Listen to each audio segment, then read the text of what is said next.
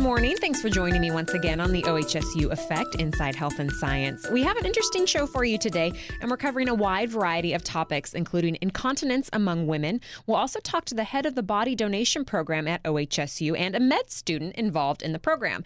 But first, the role of social workers at OHSU. With me now on the OHSU Effect is Sarah Power, social work manager in the Department of Care Management, and Katie Hennessy, an oncology social worker who also happens to be the Social Worker of the Year at OHSU. So thank you both for joining me. Thank you. Thank you. Sarah, let's start with you. Explain what social workers do at the hospital. Sure. Well, social workers understand that hospitalization, illness, and injury result in really stressful experiences, and we provide a wide variety of services related to coping with illness and maintaining our patients and our families' overall health. These services span the continuum from the emergency room to the inpatient units to the clinics.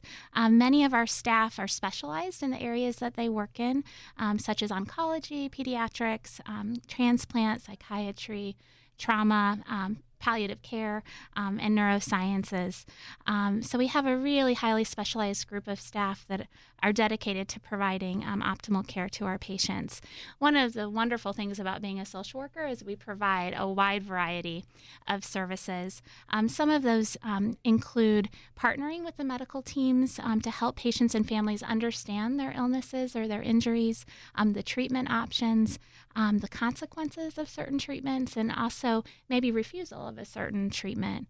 Our hope is that we can help families and patients adjust to their illness, talk about how the illness is going to affect their families, the roles they have in their day-to-day living, exploring those emotional and social challenges that they have, as well as what's next for them day to day. We hope to help educate them about what their illness is. Many patients come to the hospital and they're admitted and they can't go directly home. Some of them have to go to rehab or they need skilled nursing. And so we give them a lot of guidance about what that's going to look like. Our hope is to help them make difficult decisions and to be a healing presence. So to be good listeners, to help communicate their needs to the medical team. We do a lot of crisis intervention as well for some families and patients. Their illness or their injury was sudden, unexpected, and has really traumatic results for them day to day. We help families and patients who experience mental health challenges. We make sure that they have therapeutic resources such as individual counseling, group counseling. We have a number of support groups at the hospital that we're able to connect them to. We also view ourselves as educators, and we try to support patients and families as well as our staff on some of the psychosocial challenges related to illness. We like to consider ourselves, and we hope we strive to promote really healthy, open communication in the hospital and help people receive the best care. And that includes good discharge planning and making sure that patients' and families' needs are met outside of the hospital as well as inside. Social workers do a lot of advocating as well to make sure that patients and families get what they need. And then finally, as far as championing access to health care, not only at the hospital but in the community and nationally, social work has a role in advocating for access issues for families and patients. Katie, how well do you get to know the families? I assume pretty well.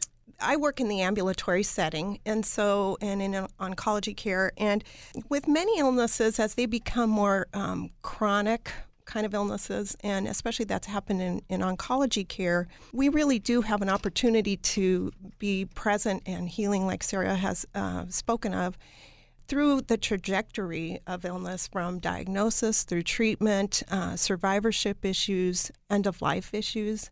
And we get to know them in ways that are fairly intimate sometimes. We know details and dynamics of how families function. We can in getting to know them, sort of anticipate even how they might cope, and so can kind of prepare if a treatment is going in a certain direction or needs to be changed, or those kinds of things. You know, it's often I find I know people's dogs' names. You know, I mean, we just kind of do get to know people, I think. And, you know, Portland is not huge.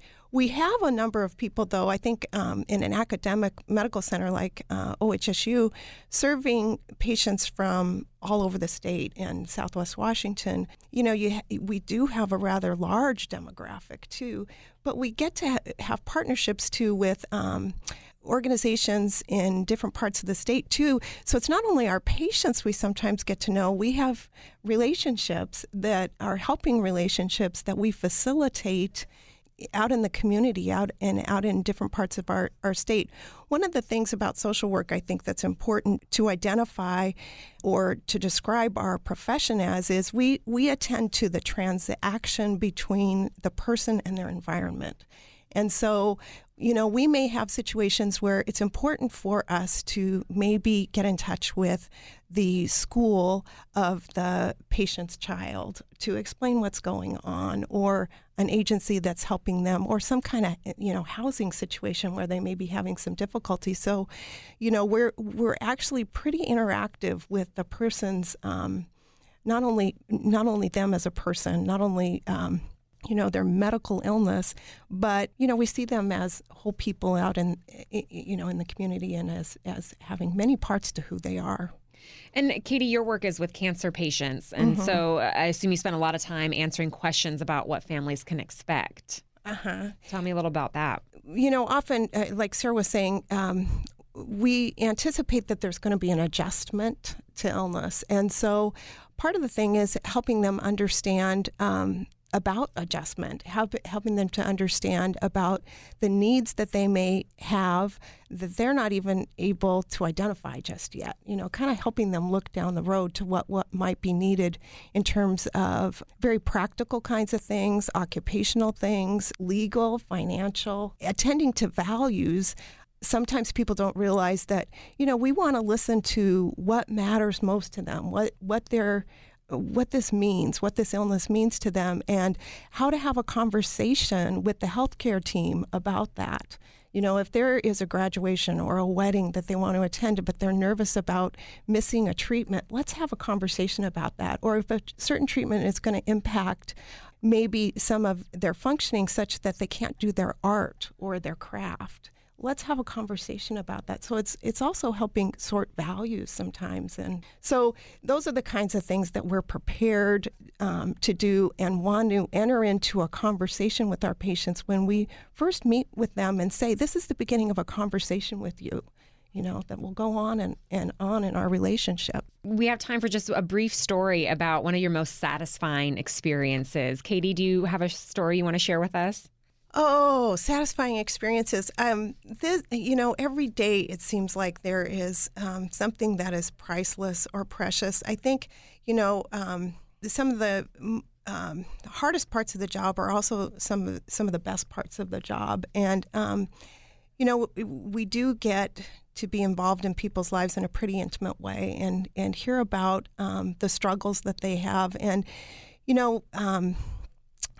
like just this week, I had a couple of different patients for whom I knew that just being present in the exam room and helping them to communicate what they needed most in this appointment, or kind of making some room for that, prepping both the physician and the patient for what we might talk about before we were even in the room, to make it such an experience in which the patient really was able to articulate and was heard about what was needed, and then having that patient come back and say, this made all the difference in the world in terms of my experience today. It was far less frightening.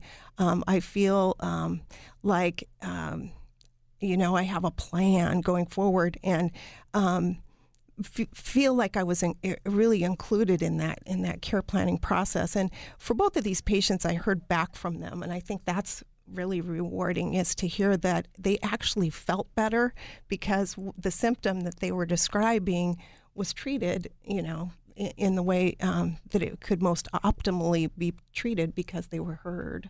So I think that's one of the most rewarding things, is to know that you're doing something that if you weren't there probably wouldn't get done.